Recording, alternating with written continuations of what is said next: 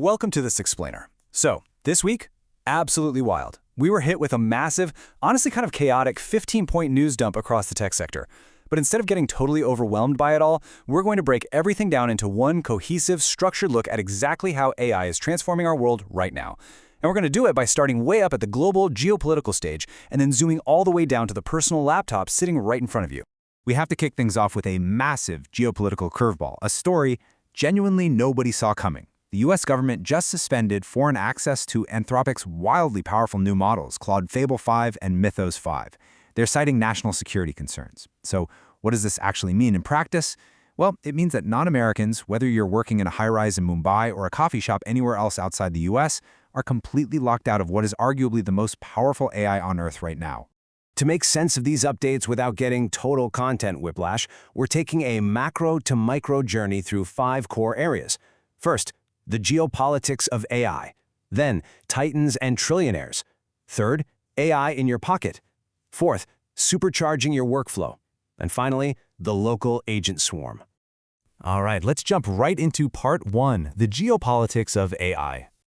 The immediate fallout of the Claude 5 ban has critics fiercely debating the cause. Some point to Amazon allegedly running vulnerability tests that triggered a jailbreak, while others think it's simply a result of Anthropic CEO Dario Amadei's hype marketing, branding the model as quote-unquote too dangerous. But regardless of the actual trigger, Zoho's founder Sridhar Vembu really hit the nail on the head for the global stage. He's suggesting that nations are waking up to the fact that they just can't rely on American tech companies anymore. They absolutely must build their own sovereign AI infrastructure. Moving on to part 2, titans and trillionaires. Yep, that number is real. Elon Musk has officially become the first trillionaire in human history. This happened as his combined companies, SpaceX and xAI, went public and hit a staggering $2 trillion valuation. But honestly, it's not just about the net worth, it's about the overarching strategy here. This kind of capital sets the stage for his massive vision to move AI data centers, computing power, and communications networks completely into space. He is quite literally building an entire off-world ecosystem for AI infrastructure. Meanwhile, back down on Earth, Jeff Bezos just unretired for the first time since 2021, and he's building a startup called Prometheus. Now, instead of another chatbot, Prometheus is an artificial general engineer designed specifically for the physical world. Bezos is making the incredibly bold claim that by utilizing advanced physics simulations, a physical product that used to take 100 engineers 10 years to design and build will soon take just 10 engineers a single year. It's a complete reimagining of physical manufacturing.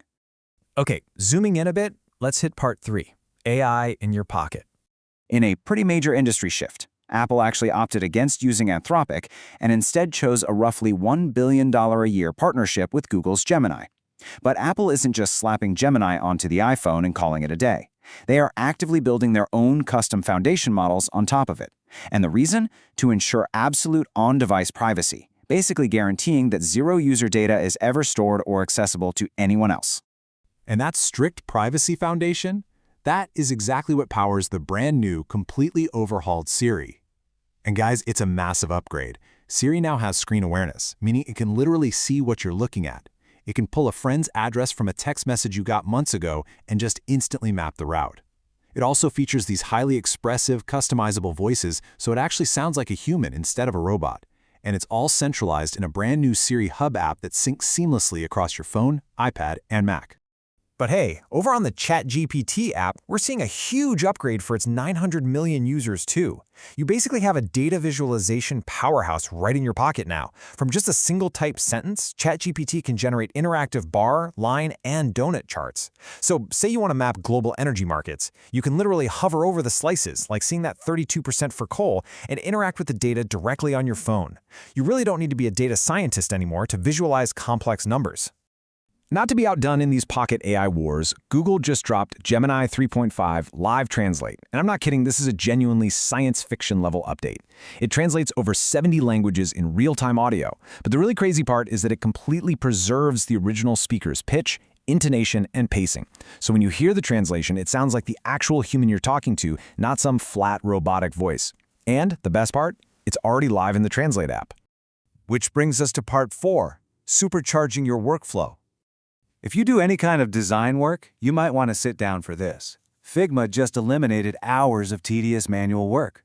With their new update, you can capture any website you like using their browser extension. Switch over to your Figma canvas, hit paste, and the AI instantly rebuilds that entire website as fully editable, modular pieces right in front of you. You can swap images, tweak the text, and change colors in seconds. It's a real game changer. And honestly, we are seeing this kind of rapid workflow integration everywhere right now. You can prompt and edit Canva designs directly inside the ChatGPT interface without even switching tabs. Google's Notebook LM has gained agentic capabilities, so it can go out, find its own research sources, and draw its own diagrams for you.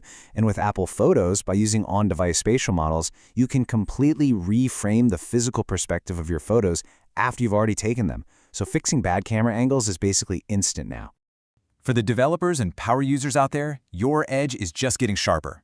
OpenAI's Codex now lets you save your usage resets for when you actually hit a coding wall instead of forcing you to run on an arbitrary timer. Replit introduced skills, so your specific brain guidelines just carry over universally across all your future app builds. Hermes, the free agent, can now run jobs automatically on a background schedule, and Claude, through this really cool integration with HeyGen called Hyperframes, can instantly turn a massive text answer into a fully generated explainer presentation right inside the chat window. Finally, let's wrap up with Part 5, the local agent swarm. Just take a second to absorb that number, 300. A Chinese company named Moonshot AI just launched Kimi Work. It's a local desktop tool that can run up to an incredible 300 autonomous AI agents in parallel.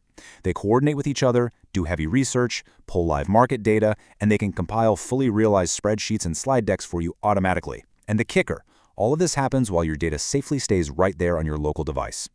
How it actually pulls this off is through its WebBridge browser extension. Kimi essentially becomes your hands and eyes on the web. But unlike a lot of other AIs that might try to flatter you or just hallucinate an answer to make you happy, Kimi is incredibly honest. In a recent test looking for a high-quality mechanical keyboard on a really tight budget, Kimi explicitly browsed the web and then honestly reported back that the product just didn't actually exist at that price point, and it suggested realistic, slightly pricier alternatives instead. It just builds immediate trust. And when we look under the hood at the open-source model powering this, the Kimi K2.7 code, and compare it against its massive competitors, the metrics are honestly staggering. It cuts down reasoning tokens by 30%, which means it overthinks less. It runs 6 times faster.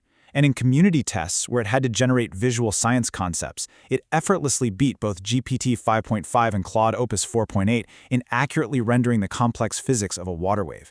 It is just a highly capable local powerhouse.